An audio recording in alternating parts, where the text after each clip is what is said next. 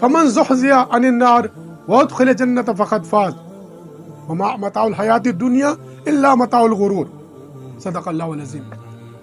برادران اسلام، سورہ آل عمران کی جو آیت پوری میں نے تلاوت نہیں کی، میں نے مختصر سے اس کی ایک آدھی آیت کو تلاوت کر کے سیاق اور سباق کو سامنے لا کر موجودہ حالات میں اس جو نار نمرود جلی ہوئی ہے چوطرف، جو امت مسلمہ کے خلاف بھی ہے، اور وہ جو لابی پاکستان میں بیٹھ کر مسلمانوں میں تکفیر پیدا کر کے اور مسلمانوں پاکستان کے اندر دوبارہ وہ انتشار پیدا کر رہی، ان کے خلاف آواز اٹھانا ہے.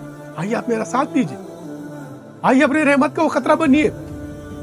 آئیے ہم سب مل کر، جو کہتے ہیں نا کہ سیاسی لحاظ سے بڑا دکھ ہوتا مجھے، 3 مرتبہ میں نے سنا، ایک مرتبہ چھوڑ دیا، دوسری مرتبہ چھوڑ دیا، تیسری مرتبہ جب سنا دل کو بڑا دکھ ہوا.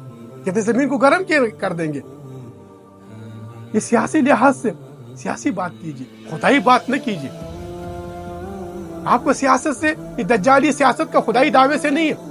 زمین تو قیامت کے دن گرم کی جائے گی، اللہ گرم کرے گا زمین کو، تانبے کی بنا دی جائے گی. حدیث اٹھا کے دیکھیے، حدیث اٹھا کے دیکھیے. خدا را تھوڑا اس دین کو اس سیاست کی دجالی سیاست سے نکالیے، دین کو فقیری کی طرف لائیے، الفقر فخری والفخر منی کی طرف لائیے. جو فقیری نبی کریم صلی اللہ علیہ وسلم نے اپنی امت کے لیے، آپ نے اس پر فخر کیا. اسلام، یہ زمین کا جو معاملات، جو زرخیز کرنا ہے زمین کو، ہم نے زمین کو جو امن کا گہوارہ بنانا ہے، ہم نے زمین کو اپنے آنے والے اولاد کے لیے، اپنے بچوں کے لیے، اس زمین کو جو ہے ہم نے پرامن بنانا ہے. گرم تو جہنم ہے، ویل ہے جہاں پر آگ جلائی جائے گی. تو خدا را میرے علماء کرام سے بھی اپیل ہے کہ تھوڑا سا سیاسی بیان بازی سے دین کو اس سیاست میں نہ رگڑے.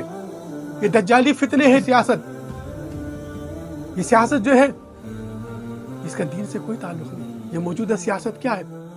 یہ تو وائسرائے کی بنائی ہوئی سیاست ہے، یہ تو وائسرائے کا بنا ہوا قانون ہے. اس کے تحت یہ سیاستیں کی جا رہی ہے، الیکشنیں کی جا رہی ہے. تو سیاسی سودا بازی کے اندر تھوڑا سا احتیاط کیا جائے.